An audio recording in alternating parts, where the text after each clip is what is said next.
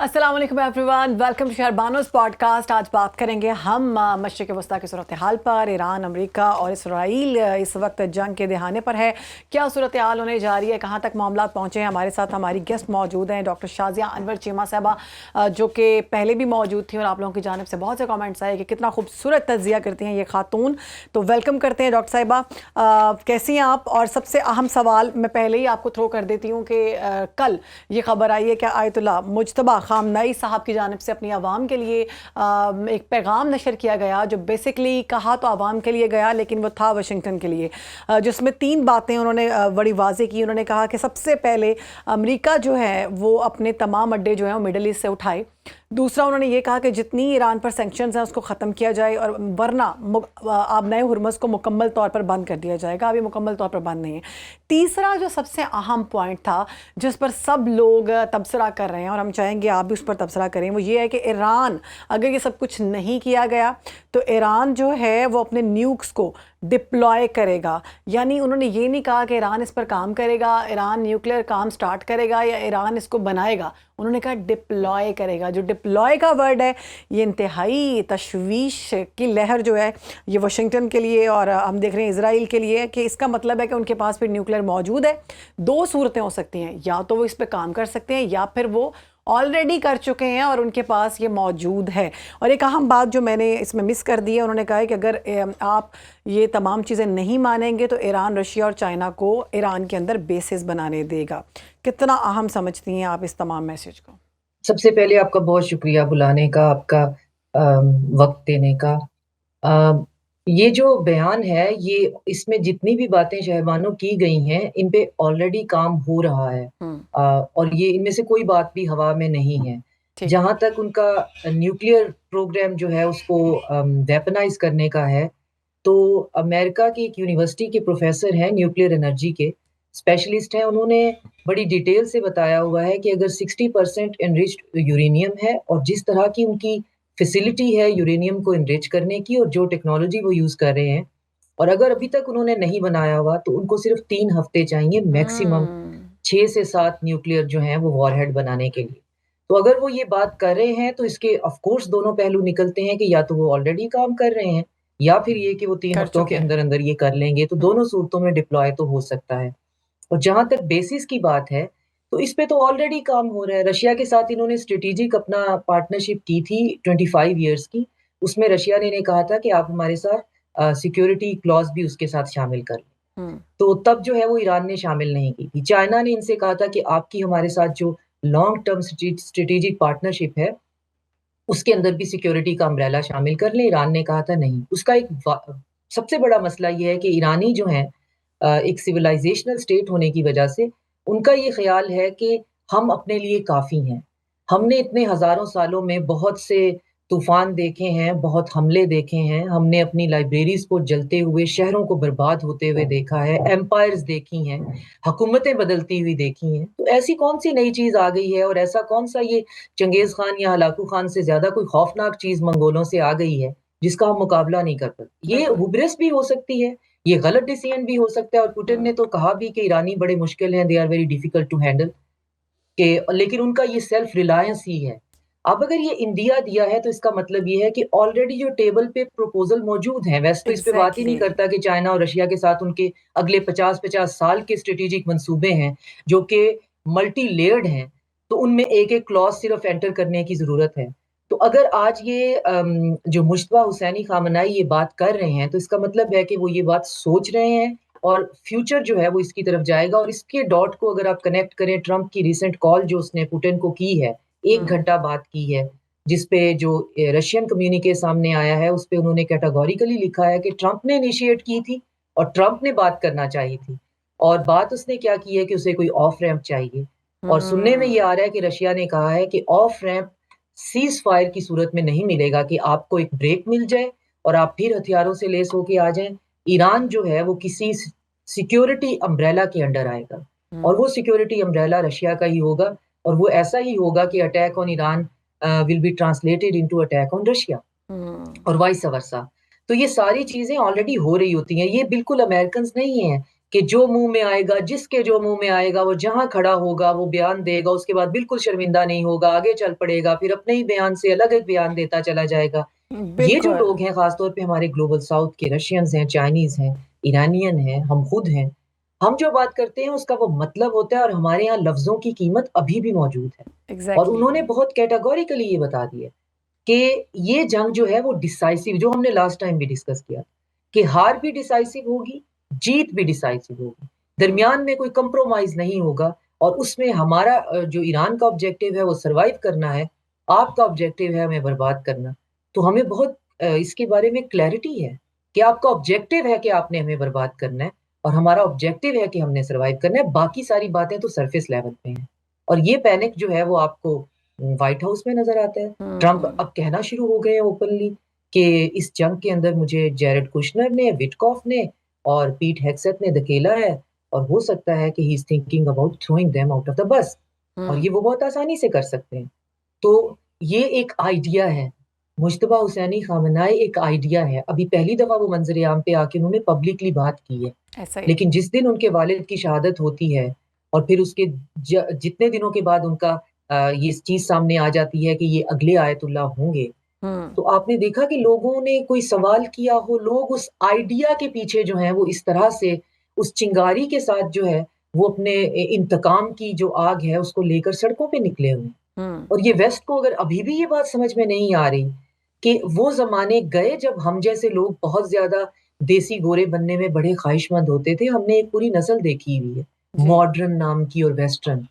हमने अब ये देख लिया है कि ये जो वेस्टर्न सिविलाइजेशन है वो तो खुद कोलैप्स हो रही है।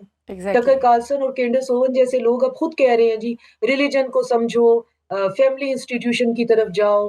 तो ना इन्होंने रिलीजन तब बेहतरीन तरीके से समझा था, इनका रिलीजन इतना डेंजरस है in the case of implementation. मैं क्रिश्चियनिटी की बात नहीं कर रही, लेकिन जब हम्म। वो इंस्टीट्यूशन होके इम्प्लीमेंट होता है तो इनके पास हिस्ट्री में डार्क एजेस हैं। ऐसा ही। इन्होंने रिलीजन को नलीफाई करके फिर रेनेसां का पूरा पीरियड और रीबर्थ का देखा, और रेनेसां के बाद इन्होंने कहा कि अब हम मजहब नाम की कोई चीज नहीं मानते। फिर अब वक्त ये आ गया है कि अब ये इस चीज के डिसाइड करने को ह्यूमन राइट्स कहते हैं, कि मैं डिसाइड करूं कि आज मैं लड़की हूं, और आज मैं डिसाइड करूं कल मैं लड़का बनना चाहती हूँ, और ये मेरी फ्रीडम है। और हम्म। अब इससे ये 180 का पलटा खाना चाहते हैं। इन्होंने हमें भी बहुत बर्बाद किया है, पर हम फिर भी बच गए हैं। हम बच गए हैं अपनी सिविलाइजेशन की वजह से। जी हाँ। और अगर इन्हें ये नजर नहीं आ रहा कि ईरानी इस वक्त जो हैं वो मॉडर्न होने के चक्कर में और वेस्टर्न होने के चक्कर में सड़कों पे निकलकर एक पपेट रेजीम अपने ऊपर नहीं लगाना चाहते हैं, तो फिर ये बहुत बेवकूफ हैं। ये हमें हम्म। समझते नहीं है कि हमारी जड़ें जो हैं वो कितनी गहरी हैं। इनको ये नहीं समझ में आता कि ये जितने लोगों को मारेंगे, एक कहावत है कि इनको मारने के बाद मुझे जमीन में धंसाने तक ये समझ नहीं आई कि मैं बीज था। तो ये हम्म। बीज हैं सारे, अब कितने मारेंगे, मजीद वो नहीं फिर करें। स्प्राउट कर जाएंगे। और फारसियों का तो ये कहना है कि हमारी तो इतनी लंबी हिस्ट्री है कि हमें तो कितनों ने ही मारा, तो मार पाए आज तक। नहीं। तो अब ये दो सिस्टम हैं आपस में बुरी तरह से कोलाइड हुए हैं। और मुझे खतरा ये है कि जो एम्पायर है वेस्टर्न, वो बिल्कुल डाउनफॉल पे है। और जो एम्पायर्स होती हैं वो आसानी से नहीं ढहती हैं, हम्म। वो ढहते ढहते पूरी दुनिया को फिर तबाह और बर्बाद करती हैं। यही ब्रिटिश एम्पायर ने किया।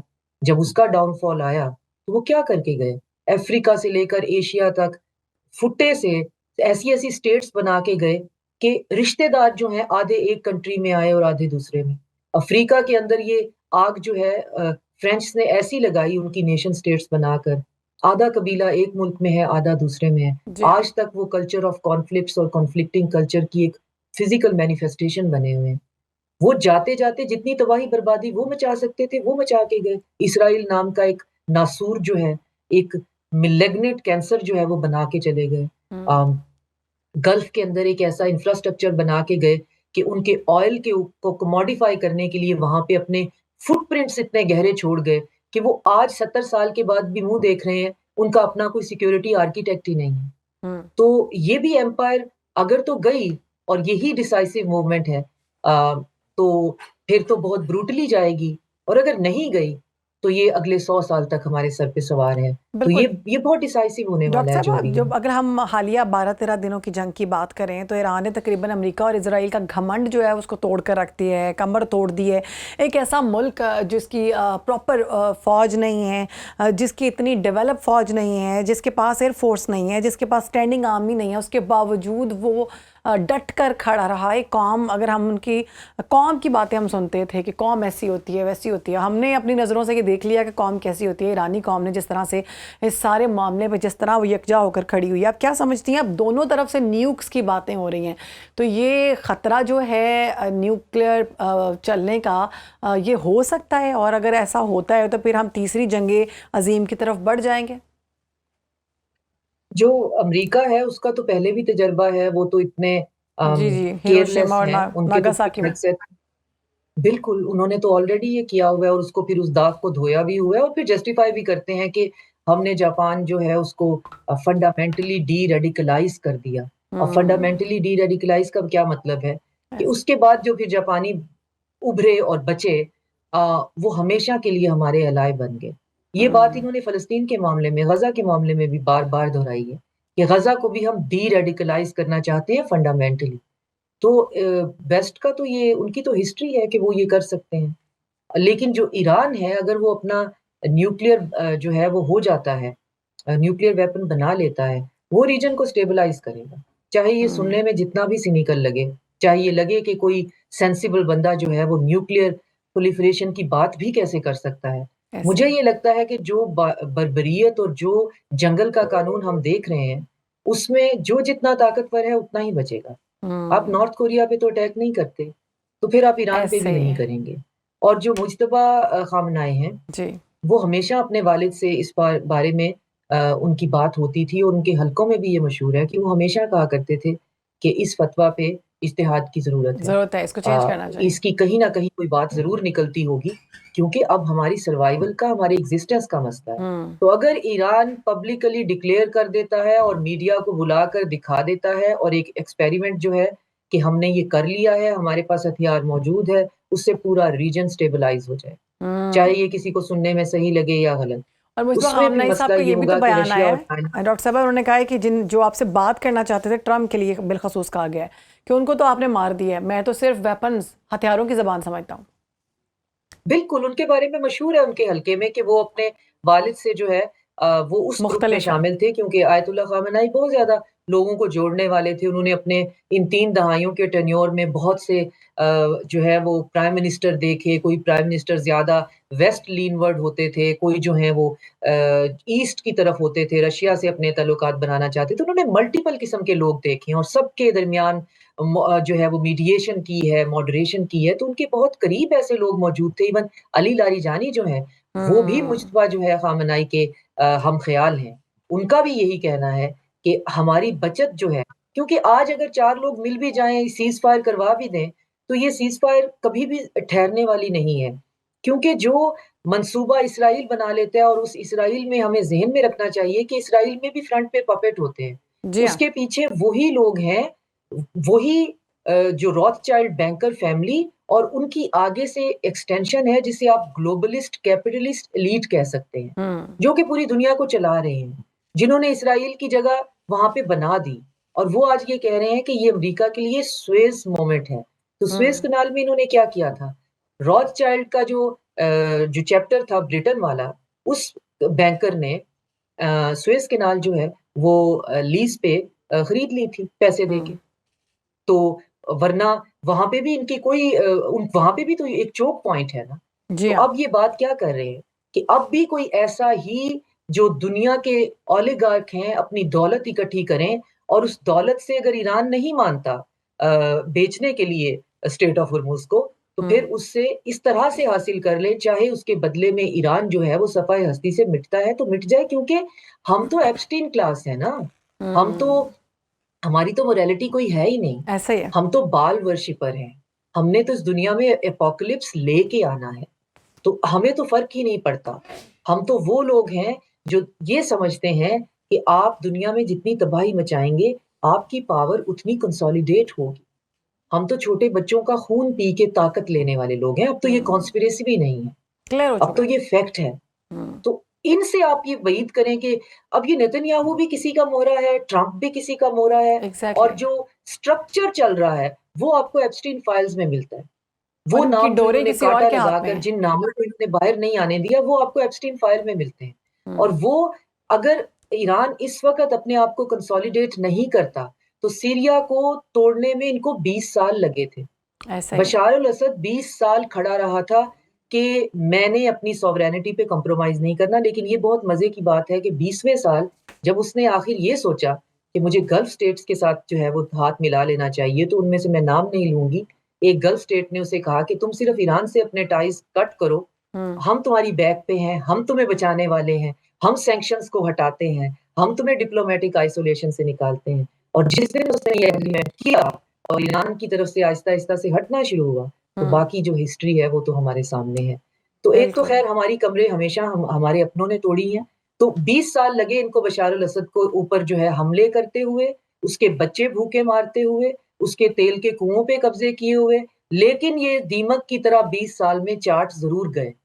हम्म। हिस्ट्री ने हमें बताया कि सीरिया उस तरह नहीं खड़ा हुआ। सीरिया के अंदर इन्होंने एक आईएसएस का हेड चॉपर, जो कि एग्जैक्टली। इनकी अपनी ही जो है वो इराकी जेल के अंदर इन्होंने ग्रूम किया था। बाकायदा लोगों के दहशतगर्द था, लोगों के सर काटा करता था। उफ। उसका कोड नेम हेड चॉपर था। उसको इन्होंने सूट पहना के सीरिया का बाकायदा डिप्लोमैटिकली इलेक्टेड, वेस्टर्न बैक्ड, ग्लोबलिस्ट और डेमोक्रेटिक लीडर बना दिया है, जो कभी जाके इटली की जो है वो जॉर्जी मेलोनी से मिलता है और वो ट्रंप में गया के दफ्तर में गया। जी, वो और वो व्हाइट हाउस पहुंचा वांटेड हुआ था। वांटेड था ना पहले इनकी लिस्ट में। बिल्कुल वांटेड था, उसके सर पे बाउंटी थी। तो अब हम्म। उसी अगर पैरामीटर को हम देखें, तो हम ये क्या सोच सकते हैं कि ये जो पीछे बैठे हुए शैतानी साए हैं, ये अगले 20 साल के लिए दम साध के नहीं बैठ जाएँगे। हम्म। ये तो हैं ही ज़ॉम्बी। ये तो जहाँ हम्म। छुपे हुए हैं, ना इनके कोई चेहरे हैं, इनके तो मफादात हैं और पूरी दुनिया पे हुक्मरानी के मफादात हैं। तो अगर ये इनका मसला ये है इन बैंकर्स का कि ईरानी जो तेल है और साथ में जो ईरानी सेंट्रल बैंक्स हैं, वो स्विफ्ट के अंडर आएँ सही। और ईरानी उस में से माइनस हो जाएँ। हम्म। अब ईरान पे आपने अगर सैंक्शन लगाई है, तो सैंक्शन का मतलब ही ये होता है कि आप इंटरनेशनल स्विफ्ट सिस्टम से बाहर निकल जाते हैं। तो आपका बिल्कुल। बैंकिंग सिस्टम बाकी सिस्टम से कट जाता है। अब उस बैंकिंग सिस्टम में आप सेंट्रल बैंक को लाना भी चाहते हैं, मगर उसमें ईरानियों की कोई सेय नहीं होनी चाहिए। वो बिल्कुल बिल्कुल। इराक और सीरिया की तरह होना चाहिए। डॉक्टर और साहब, ये ये जैसा ईरानी कि अगर आपने ये कहा आज कि समझते हैं कि हमारी। जी, जी, बिल्कुल। जैसे शाम शाम ये सीरिया के हवाले से आपने बयान किया कि जब जिस तरह से इन्होंने सारा प्रोपेगेंडा करके अब उस पर अब उस शख्स को लाकर बिठा दिया जो कि पहले वांटेड था, जिसके सर की कीमत लगाई हुई थी, और अब वो सबसे हम इनका बंदा बना हुआ है। स्टार्ट में हमने देखा कि जब ये इनका कब्जा हुआ था तो लोगों की जानिब से बड़ा जश्न मनाया गया। पाकिस्तान में खुद बिलखसूस लोगों को इतना इल्म नहीं होता, तो उन्होंने बड़ा जश्न मनाया, जी बहुत बड़ा मामला हो गया, काम हो गया, जबकि वो ये नहीं जानते थे कि ये यहूदी माइंडसेट है। और बेसिकली वो आपका या किसी का इस्लाम के तो वो सख्त खिलाफ है ना। वो इस्लाम जहाँ जहाँ है वहाँ वहाँ मिटाना चाहते हैं। उनके ग्रेटर इसराइल का जो पूरा नक्शा है वो इसी पर उतरता है। और हमने देखा कि नेतन्याहू ने ये भी बयान दिया हुआ है कि ईरान के बाद मेरा अगला टारगेट जो है वो पाकिस्तान है। ये दो थ्रेट्स हैं, इसके बाद मेरा जो ग्रेटर इसराइल का मामला है वो क्लियर है।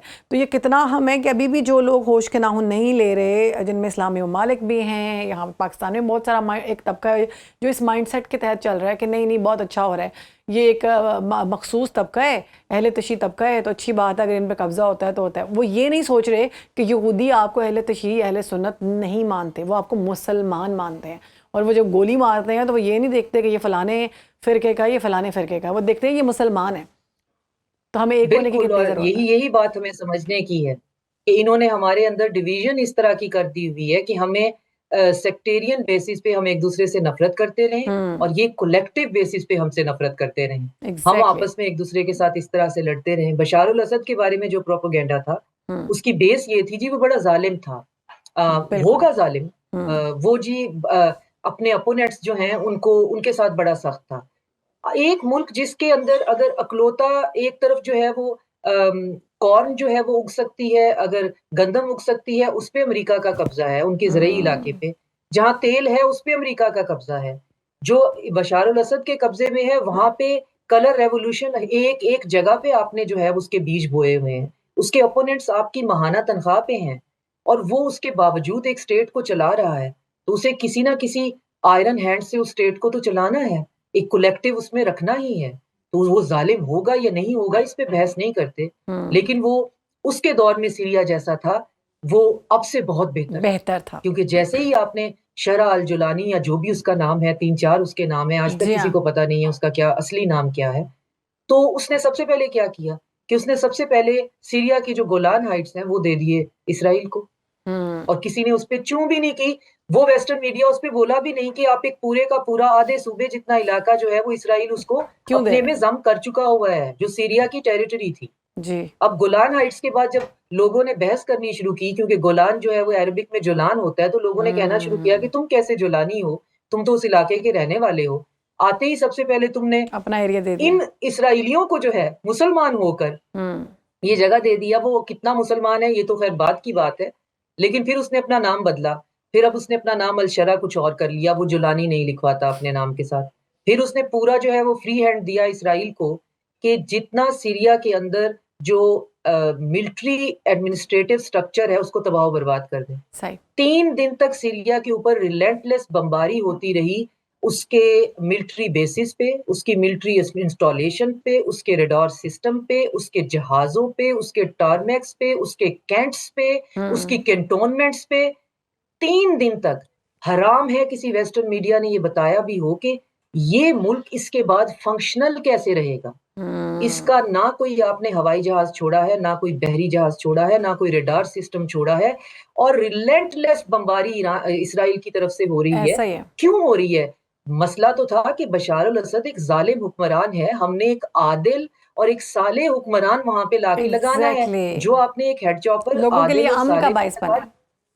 फिर अमन, तो अमन लाने के लिए उस मुल्क का एक फंक्शनल आर्मी का होना तो ज़रूरी था। जरूरी था। तो सबसे पहले सीरिया के साथ ये क्या-क्या हुआ कि सीरिया अगले 100 साल तक उसकी कमर ऐसे टूटी है कि वो एक फ़ौजी ताकत बनने का तो तसव्वुर भी नहीं कर सकता। जब आप ग्रास रूट लेवल से आप चीज़ों को तबाह बर्बाद कर दें, तो अब वो कहाँ से शुरू करेंगे? एक टेंट लेवल से, एक यूनिट लेवल से जो है वो शुरू करेंगे अपने आप को अपनी फ़ौज बनाना।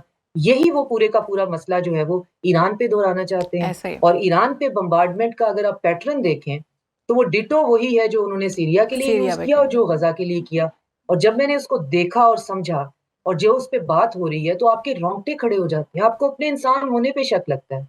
इन्होंने एक एल्गोरिदम बनाया हुआ है, जो एक प्लांटियर कंपनी है, उसने इनको बना के दिया हुआ है, जहाँ पे उस कमरे के अंदर सिर्फ़ एक इंसान मौजूद होता है, जो ऑन ऑफ कर सकता है। बाकी रोबोटिक है। बाकी उसके अंदर डेटा जो है वो ऑलरेडी फीड कर दिया उफ। गया। टारगेट ऑलरेडी लॉक कर दिए गए हैं, और वो टारगेट स्टार्ट होते हैं किंडरगार्टन से, प्राइमरी स्कूल से, high school, university, hospital, fire brigade और पुलिस ये तो स्टेशन। उनका फेवरेट उसमें कोई मशगला है ना, मिलिट्री टारगेट नहीं। बच्चों को टारगेट करना, जेनेवा कन्वेंशन जेनेवा अस्पतालों को कन्वेंशन का टारगेट कोई करना। नाम ही नहीं है कि लेजिट मिलिट्री टारगेट क्या होते हैं, क्या चीज मिलिट्री टारगेट है। आप बैठ के डिलिब्रेशन करते हैं, अगर आपने ये पुल उड़ाना है, तो आप बहस करें कि ये मिलिट्री टारगेट है या नहीं है। क्या ये मिलिट्री के पर्पस के लिए इस्तेमाल होता है या नहीं। नहीं आप होता। डैम नहीं उड़ा सकते, आप रेलवे स्टेशन नहीं उड़ा सकते, अस्पताल, स्कूल। तो आपको साबित करना होता है कि जो आपका टारगेट है under the Geneva convention, under the United nation charter, कि वो एक मिलिट्री टारगेट था। उस मशीन से, उस कंप्यूटर के जरिए इन्होंने पूरा गजा जो है वो मलबे का ढेर बना दिया है, और वही सिस्टम जो है वो टारगेट से आप जो है ईरान के ऊपर अटैक कर रहे हैं। अब मसला ये है कि उसके अंदर अमरीकी इन्वॉल्व है, और अमरीकियों को अपनी खुद साख्ता ह्यूमैनिटी और मोरालिटी बड़ी अजीज है। ऐसे वो ही। उसका डिविडेंड खाते फिर रहे हैं। अब टकर कार्लसन जैसे लोग जो हैं उस पे प्रोग्राम आफ्टर प्रोग्राम करना शुरू हो गए हैं कि इस जंग में अगर हम शामिल हैं तो ये धब्बे हम कैसे धोएंगे। आने वाली नस्लों के सामने स्कूलों, अस्पतालों और एक पुलिस पार्क नाम का पार्क है, कोई एक चौक है, फायर ब्रिगेड के स्टेशंस हैं। इनकी इनको ऑयल इनको मलबे का रिफाइनरीज। ढेर बनाना, अमरीकी अपने माथे से ये धब्बे कैसे धोएंगे। वक्त तो गुजर जाएगा, हिस्ट्री माफ नहीं करती है। ऐसे ही है। तो इसका जवाब आखिर हम क्यों नहीं दे रहे। और फिर उन्हीं ने फिगर आउट कर लिया है कि अमरीकी जितनी भी टारगेट एलोकेशन कर रहे हैं और टारगेट लॉकिंग कर रहे हैं, वो सारी की सारी इसराइली हेल्प से कर रहे हैं। और इसराइल के पीछे जो है प्लांटियर नाम की कंपनी है, जो जायनिस्ट कंपनी है, जो कि एआई बेस्ड कंपनी है, जो कि डेटा कलेक्ट करती है। और ये वही कंपनी है जो कि एआई के साथ भी जो है, इनके पास जो इंस्पेक्टर आते थे ईरान के अंदर एग्रीमेंट के अंडर इनकी न्यूक्लियर साइट्स को विजिट करने, तो जो टेक्नोलॉजी वो यूज करते थे वो भी प्लांटियर की थी, और वहीं से ये डेटा चोरी करके इन्होंने इजराइल को दिया था, जो पिछली दफा इन असैसिनेशंस हुई थी। वही कंपनी ने पूरे का पूरा इनका डिफेंस सिस्टम बनाया हुआ है इजराइल का, और वही कंपनी वहां पे टारगेट को लॉक करती है, और बंदा जैसे मैं कुर्सी पे बैठी हूँ मेरी तरह बैठा रहे, बटन दबाना। टारगेट लॉक है, टाइम लॉक है, और बम्बार्डमेंट हो रही है, और टारगेट पे कौन है? अस्पताल। बच्चे मार दो, बूढ़े मार दो, कौमों की कमर टूट जाती है, टूट जाती है। ऐसे एक ही। औरत होने की हैसियत से हम दोनों ये बात समझ सकती हैं कि बच्चा जो है, कि कहते हैं कि जो जो smallest the coffins. Smallest of the coffin is the heaviest one. या तो जितने छोटे कॉफिन हम उठाएंगे हमारे कंधे टूटेंगे, हमें ऐसे। पता है। और लेकिन आपने अगर इसको अपनी स्ट्रेटेजी बना ली है, तो इसराइल की हद तक तो ठीक है, अमेरिका इसको कैसे हजम करने वाला है? कि ये एग्जैक्टली। हमारी जंग की स्ट्रेटेजी है, और हमारी जंग जो है एक सिविलाइज्ड, हमारी एक ट्रेन्ड आर्मी है, जो बाय द लॉ चलती है, जिसका कोई फ्रेंड और फो नहीं है, जैसे हम पाकिस्तान की आर्मी का कहते हैं। हमारा जी। कोई दोस्त दुश्मन, फौजी का कोई दोस्त दुश्मन नहीं होता। You have to define friend and foe, you have to differentiate friend and foe, frame of work देना होता है। फिर वो कहता है जी मैं अपने एग्जैक्टली। मुल्क और कौम के लिए कर रहा हूँ, अच्छा उसमें डॉक्टर कोई जाति साहब, दुश्मनी नहीं ये होती। तो जैसा ये कि अमरीकी पहले भी फौजियों हमने में बात की, और जिस तरह से ट्रम्प बात करते हैं ख़वातीन के लिए और लोगों को फ्रीडम के हवाले से कि मैं ईरान के लोगों को फ्रीडम देना चाहता हूँ, ये तो खैर अब वो सारा जो भी उनका प्रोपोगंडा था पिट गया पूरी दुनिया के सामने। अच्छा, ईरान की अगर हम एजुकेशन सिस्टम की बात करें, लिटरेसी रेट की बात करें, तो तकरीबन 97% है, जबकि पाकिस्तान का 60% है। ईरान में हर बच्चे के लिए स्कूल दस्तयाब है। ख़वातीन की आज़ादी की बहुत बात की जाती है, रोने रोए जाते हैं कि ईरान में ख़वातीन को आज़ादी नहीं है। वहाँ पर जितनी ख़वातीन को आज़ादी दी जाती है इतनी अमेरिका में भी नहीं है। और अगर हम रेप्स की बात करें तो सबसे ज़्यादा अमेरिका में रेप होते हैं, ईरान में तो ख़वातीन को तहफ़्फ़ुज़ दिया जाता है। तो ये किस तरह का प्रोपेगेंडा है जिसको अब पूरी दुनिया के सामने वैसे भी आ चुका है और मज़ीद लाने की ज़रूरत है। और दूसरा, वेस्ट जो एक बंदर है उसके साथ जो बाकी बड़े बंदर हैं वो अच्छा सलूक नहीं कर रहे, तो वेस्ट वहाँ पर रो रहा है और वो उसको वायरल कर दिया है। लेकिन गज़ा में हमारे बच्चे मारे गए, किसी ने कोई आवाज़ नहीं उठाई। उनका बच्चों का भी, उनके ख़वातीन का, उनके जवानों का भी यही माइंड सेट है कि ये सब कीड़े मकोड़े हैं, सबको मार दो। ईरान में भी बच्चों को मार रहे हैं, ईरान में भी जवानों को मार रहे हैं, किसी को कोई फ़र्क नहीं पड़ रहा। यानी एक साइड पे बच्चे मर रहे हैं, बच्चे भूखे हैं, बच्चों के साथ जुल्म हो रहा है, बच्चों की बलि दी जा रही है बाल को, तो इट्स जस्टिफाइड। लेकिन बंदर जो है ना, उसको कुछ नहीं होना चाहिए। 9/11 के बाद जो प्रोपेगेंडा किया गया उसको वेस्टर्न पॉपुलेशन ने पूरी तरह से इंटरनलाइज किया। उनको ये बताया गया कि मुसलमान जो हैं वो बारबैरिक हैं, इनका रिलीजन इनको बताता है कि बाकी तमाम नॉन मुस्लिम जो हैं उनके आपने गले काट देने हैं तो आप जन्नत में उफ। जाएंगे। और एक नॉर्मल वेस्टर्न जो है, अगर आपको तजर्बा हुआ हो तो बार बार ऐसा मुझे तजर्बा होता है, जी। आप उनसे बात करें तो उनको ये होता है कि वो इसको सच समझते हैं कि ये लोग, इन लोगों को हुक्म खुदा है कि ये नॉन इनको मुस्लिम के मार इन्होंने दो। गले काट देने हैं। ये अपनी औरतें जो हैं उनको जंजीरों में जकड़ के रखते हैं, पढ़ने नहीं देते हैं, वगैरह वगैरह। तो ये कुछ बातें तो उनको इंटरनलाइज करा दी गई हैं जो बेस लाइज ह्यूमैनिटी से खत्म होती हैं, क्योंकि इनको ये नहीं समझ में आती कि जिस जगह को आज ये लवांत और ये सेमाइट्स का लैंड कहते हैं और यहूदी क्लेम करते हैं जी हमें 3000 साल पहले प्रॉमिस की गई, जी। उसी धरती के ऊपर पहले यहूदियत आई, फिर ईसाइयत आई, और जब इस्लाम आया तो उसके आने की वजह ये थी कि ये दोनों मज़ाहिब अपने प्रॉपर दीन से बहुत हट चुके हैं, और बी, ये जो कमजोर है उसका हक मारते हैं, ऐसा ही है। ये औरत और बच्चे का हक मारते हैं। तो इस्लाम की बुनियाद जो है वो औरत के हकूक एस्टेब्लिश करने पे और बच्चों को जो है वो सिक्योर करने पे, बिल्कुल। उनसे मेहरबानी करने पे, उनके साथ अच्छा सलूक करने पे। बेशक। तो ये दोनों चीजें जब आप सिस्टम से, इक्वेशन से निकाल देते हैं, तो बाकी फिर बचता क्या है? और ये तो बाकी ये फ्रीडम, बचते हैं ये ये और इनका अमेरिका, एप्स्टीन आइलैंड। ये और एग्जैक्टली। उसी की बेस के ऊपर ये जो है फिर ये सारे का सारा प्रोपोगेंडा करते हैं। ईरान की आप बात कर रहे हैं, तो अगर आप उससे पीछे जाएं, हिस्ट्री में देखें, तो फारस पहला इलाका है जो जहां पे बाकायदा एजुकेशन इंस्टीट्यूशनलाइज हुई।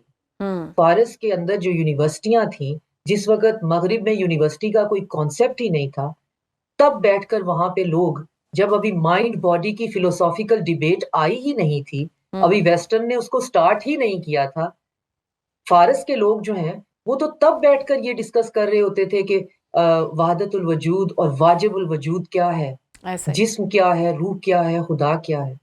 ये कॉन्सेप्ट जो है वो खुदा वाजिबुल वजूद है, और वाहिदुल वजूद क्या होता है, माइंड और बॉडी का रिश्ता क्या है, फ्रीडम क्या है, फ्री विल क्या है, ह्यूमन एजेंसी क्या है, रहना क्या है और ना रहना क्या है, तिबियात और माबाद तिबियात क्या है, ये लफ्ज तो इनके फरिश्तों ने भी सुने हुए नहीं थे एग्जैक्टली। जो इनको इस धरती ने दिए हैं।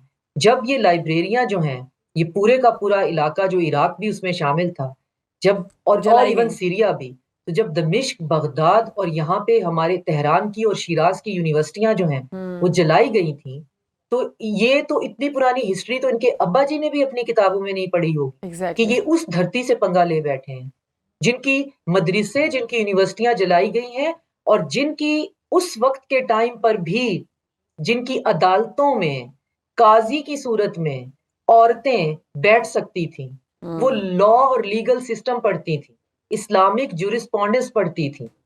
और उससे पहले अगर देखें, इस्लाम से पहले भी, तो आप दारियुस का टाइम देख लें, तो दारा वो था जिसको सिकंदर आजम जो है हरा नहीं पाया था। बिल्कुल। सिकंदर आजम की मौत का बायस जो है वो दारियुस द ग्रेट बना था, जो इतनी बड़ी एम्पायर बना के बैठा हुआ था। तो मजहब जो है वो अपने टाइम पे आते हैं।